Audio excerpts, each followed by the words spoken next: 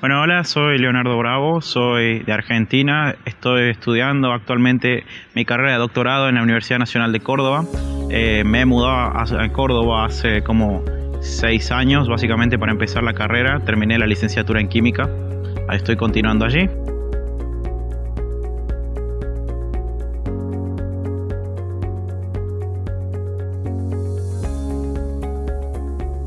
Actualmente me encuentro estudiando en el laboratorio de biosensores en el departamento de físico-química. Previamente a ello estuve en el departamento de química biológica, trabajando con el doctor Guillermo Montich en el área de sistemas disipativos.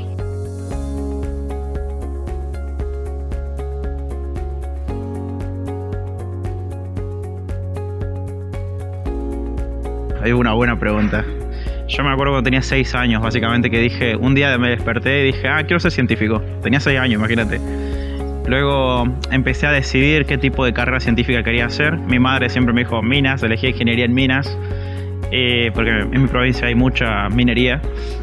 Y yo un día dije, me inscribí estuve en un colegio técnico y tenía varios tipos de formaciones y elegí justamente, tiré una moneda literal, tiré una moneda y dije, si me saco más de 8 en la prueba de redox, tenía una prueba de química de redox, elijo química. Me saqué más de 8 y dije, bueno, va a ser química, y fue química.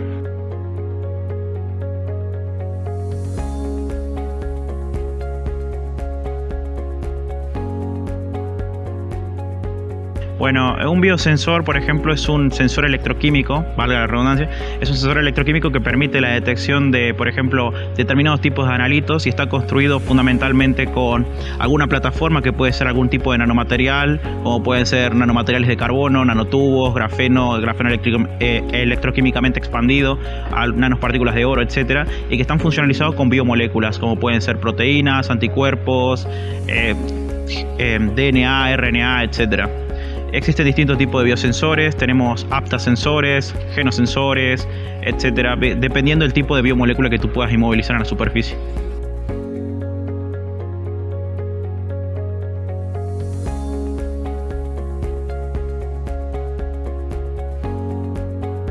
Esto, por ejemplo, el más conocido, yo doy siempre el mismo ejemplo, el más conocido es el biosensor de glucosa. Por ejemplo, existen varios tipos de generaciones. El más famoso y el más típico que te van a enseñar, por ejemplo, en cualquier colegio es ese que te pinchas un poquito, te sale una gota de sangre y puedes detectar la cantidad de glucosa que tienes en sangre a través de la detección de un analito electroquímicamente activo que es el peróxido de hidrógeno. Porque tú, a través de una reacción enzimática, puedes descomponer la glucosa y después de una sucesiva cantidad de reacciones obtienes peróxido de hidrógeno que puede ser detectado electroquímicamente. Esa es una aplicación muy famosa de biosensores. O puedes tienes varias formas de medirlo. Por ejemplo, puedes utilizar una biomolécula para poder generar un compuesto que tenga respuesta electroquímica, como puede ser el peróxido de hidrógeno o cualquier otro. O, por ejemplo, inmovilizar en la superficie de una biomolécula, por ejemplo, dopamina, que también tiene comportamiento electroactivo. O, por ejemplo, puedes usar otro tipo de técnicas como puede ser impedancia. En lugar de utilizar las técnicas convencionales de electroquímica, impedancia utiliza básicamente un circuito equivalente para poder ajustar por ejemplo, el resultado de un espectro de impedancia. La impedancia se mide en 2 dimensiones, una dimensión real y una dimensión compleja. Tú obtienes un gráfico que se conoce como gráfico de Nyquist y a través de ello puedes sacar determinados resultados y tú tienes que interpretar ese gráfico como si fuera un circuito eléctrico. Usas un circuito eléctrico y modelas el sistema. Y tú dices, por ejemplo, bueno, voy a utilizar la resistencia, puedes tener varias resistencias, voy a utilizar la resistencia 2, dice, por ejemplo, que suele ser la resistencia a la transferencia de carga de la superficie. Y con eso puedes generar medidas y realizar estudios analíticos sobre el sistema, sin necesidad de que haya algún analito electroactivo en la superficie. Yo empecé con sistemas disipativos y me fui a biosensores. Y es una historia graciosa. Yo presenté proyecto en CONICET, que CONICET es como la entidad que proporciona becas doctorales. Ellos me dijeron, no te queremos a vos ni a tu sistema disipativo. Básicamente me dieron un fundamento que no vamos a mencionar aquí, que no tiene nada que ver. Y dije, bueno, yo siempre quise estudiar sistemas disipativos. Los sistemas disipativos son sistemas que disipan entropía porque permiten generar orden en un sistema, por decirlo de alguna forma muy sencilla. El universo se expande, tú sabes que el universo se expande y todos los sistemas tienden al equilibrio. Para nosotros, los seres vivos tendemos al equilibrio, que es básicamente nuestra muerte natural. ¿Por qué? Porque en ese momento todos nuestros sistemas colapsan, nuestras enzimas dejan de trabajar, nuestras células empiezan a morir. y es algo natural. Pero nosotros, las formas de vida, los seres humanos o cualquier forma de vida que tú puedes ver, genera una estructura ordenada, y ese tipo de estructura ordenada es lo que más me llamó la atención. Porque existe orden en un universo que tiende al desorden. Tú lo sabes, todo el mundo lo sabe. Segunda ley de la termodinámica, todos dicen, no, la entropía es la tendencia al caos, no es tan así.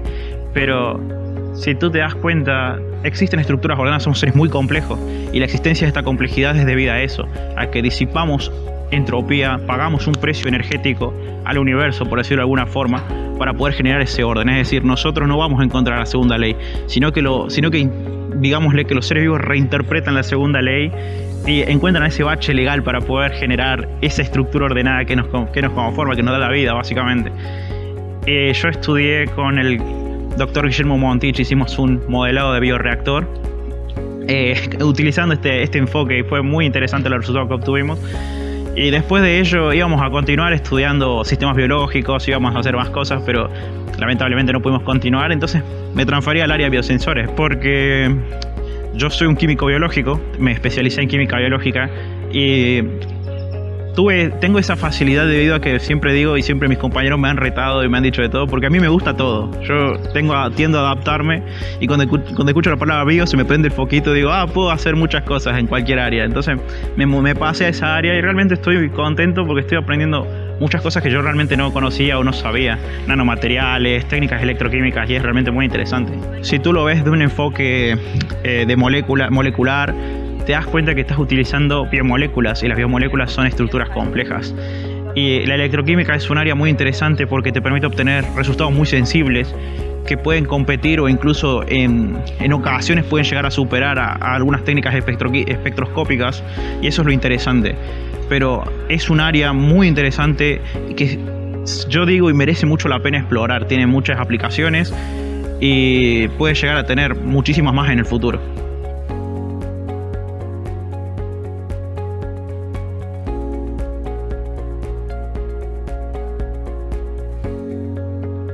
He hablado con muchos chicos aquí a lo largo de todo el evento. Existen muchas personas aquí que estudian biosensores, o estudiaron en el pasado, o hacen tema de electroquímica. Estoy actualmente intentando contactar con mucha gente que haga materiales, que estudie materiales, porque ellos me darían una facilidad que yo necesito para entender algunos sistemas. Porque, como te digo, soy biológico, soy químico biológico, y estoy recién introduciendo mucho más conceptos dentro de la electroquímica. Y ellos, como estudian materiales, pueden ayudarme a entender lo que son los nanomateriales y hacer algunos fundamentos, algunos, digámosle, nosotros le decimos fiteo a los arreglos con circuitos equivalentes en la impedancia. Y eso es lo que yo estoy buscando. Busco colaborar, que me ayuden a comprender sistemas electroquímicos. De paso, yo puedo poner aporte intelectual y ayudar a comprender sistemas biológicos. Y eso es para mí el enfoque interdisciplinario. Es lo más importante actualmente.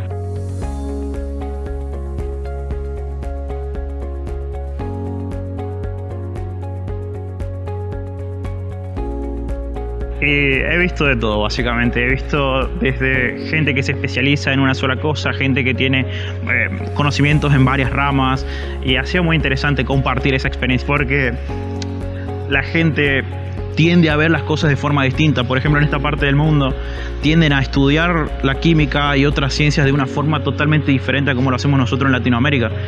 Y eso es lo interesante, ver ese enfoque.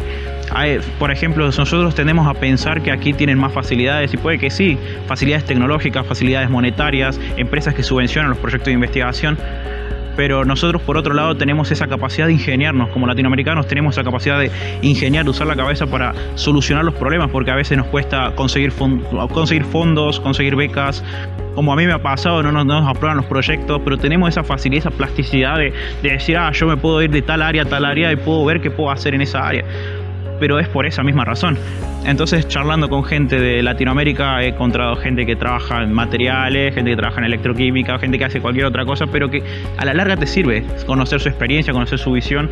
He conocido gente de aquí, de Estados Unidos, y es realmente muy interesante. Es una experiencia muy completa, si lo tengo que decir de alguna forma.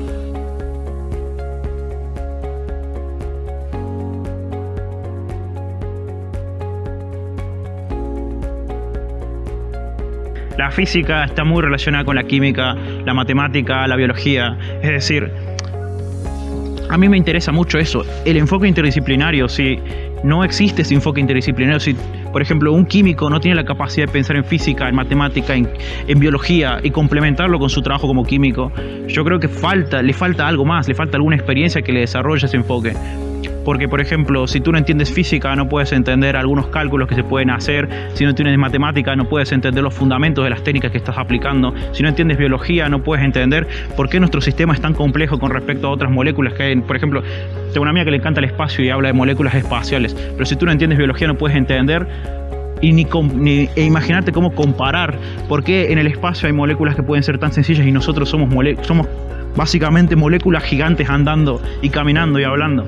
Eso es lo más interesante, enfocarse, encontrar ese enfoque, encontrar la forma de unir todas las ciencias en una sola. Y la química tiene esa facilidad de interrelacionarse con otras ciencias y lograr poder complementarse entre sí. Yo siempre digo que si tú quieres ser un buen químico, no necesariamente tienes que enfocarte en la química, sino tienes que buscar en otras áreas, tienes que colaborar con matemáticos, con físicos, con biólogos e incluso con ciencias sociales si quieres hacerlo bien.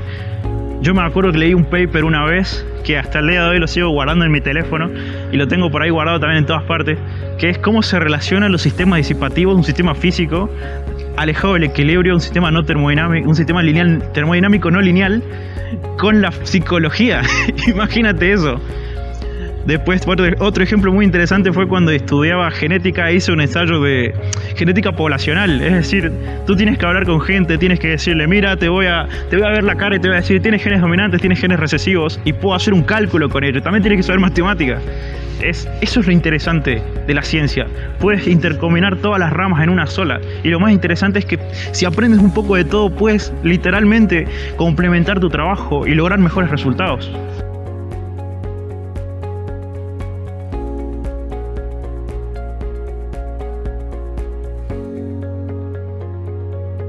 La responsabilidad como científico, a mí me gusta encararlo siempre desde el uso dual del conocimiento.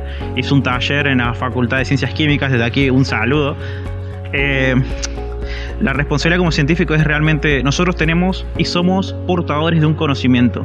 Y el conocimiento es un arma de doble filo, es decir, nosotros somos responsables de introducir compuestos al mundo, nosotros somos responsables de crear nuevos compuestos y del daño o del beneficio que estos puedan causar. Nosotros tenemos esa responsabilidad y al mismo tiempo nuestros trabajos no solamente pueden ser leídos por colegas o personas que quieren realizar un trabajo similar, sino que también pueden ser leídos u obtenidos por manos equivocadas. Entonces nosotros tenemos que ser muy meticulosos, muy cuidadosos a la hora de hablar, de decir las cosas, porque nuestro conocimiento es, como dije, es un arma de doble filo, tiene un uso dual. Siempre lo dan, por ejemplo, siempre el ejemplo más típico son los pesticidas o las armas químicas. Por un lado puedes decir, voy a utilizar un pesticida para poder hacer un herbicida, por ejemplo. Puedo utilizar por ejemplo, un herbicida para por ejemplo, eliminar la maleza, eliminar plantas que van a interferir con cultivos, pero también ese herbicida puede ser considerado como un arma química.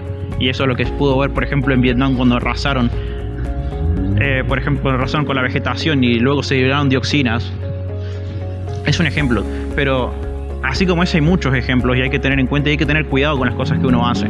Hay que ser muy cuidadosos, hay que ser muy responsables y también hay que tener esa responsabilidad de decir, yo soy científico y como científico no puedo andar hablando sin saber o sin tener una fuente o una referencia, porque la gente puede llegar a tomar muy literal las cosas que decimos. Entonces ese es el cuidado que hay que tener y la responsabilidad que cada uno debe poseer y adquirir a lo largo de su carrera.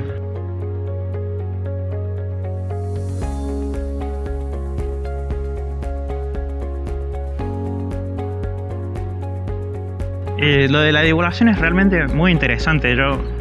Me encanta Clary, por ejemplo, es mi amiga, que siempre habla de ciencia, está siempre hablando, interconectando, pero yo creo que la divulgación es una de las partes más importantes de la ciencia, porque como te digo, somos portadores de conocimiento, somos personas que se han formado, que quieren hacer algo, que quieren movilizar todas sus herramientas y todo su conocimiento para crear, sintetizar cosas, solucionar problemas.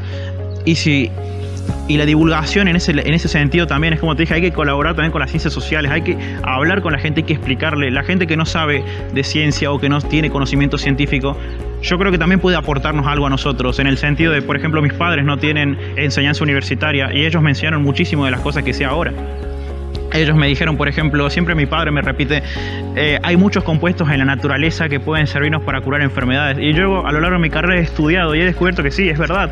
Existen un montón de productos naturales y luego nosotros como químicos podemos sintetizar productos distintos. Y yo creo que la divulgación es una herramienta fundamental. Si uno como científico no es capaz de hablar y contribuir y explicar sus ideas a la persona, a otra persona, es porque realmente no entiende el tema del todo. Albert Einstein dijo eso. Albert Einstein dijo esa frase de que si uno no es capaz de explicarlo de forma sencilla a los temas, es porque realmente no lo comprende. El conocimiento es poderoso y tienes que ser capaz de transferir ese conocimiento y dárselo a las personas para que lo comprendan. A pesar de que no tengan un lenguaje científico o lo que sea, puedes explicarlo, bajar el conocimiento y repartirlo entre la población. Y ese es uno de los armas más poderosas que tiene un científico. ¿Y por qué le digo sea la ciencia? Porque la ciencia me ha dado mucho, me ha dado una forma de cómo vivir, de cómo ver la vida, de cómo ver la existencia. Me ha dado y me ha regalado mucho la ciencia. Cuando estuve en momentos muy tristes de mi vida, me ha levantado y me ha ayudado a seguir adelante. Y yo tengo ganas de decirle sí a la ciencia y decirle a la juventud que me está escuchando o cualquiera que me esté escuchando que le diga sí a la ciencia, porque la ciencia, al fin y al cabo, es lo que nos hace grandes, es lo que nos hace personas dentro de este mundo, es lo que nos da la vida, es lo que a la larga es lo que va a quedar en el universo. Díganle sí a la ciencia.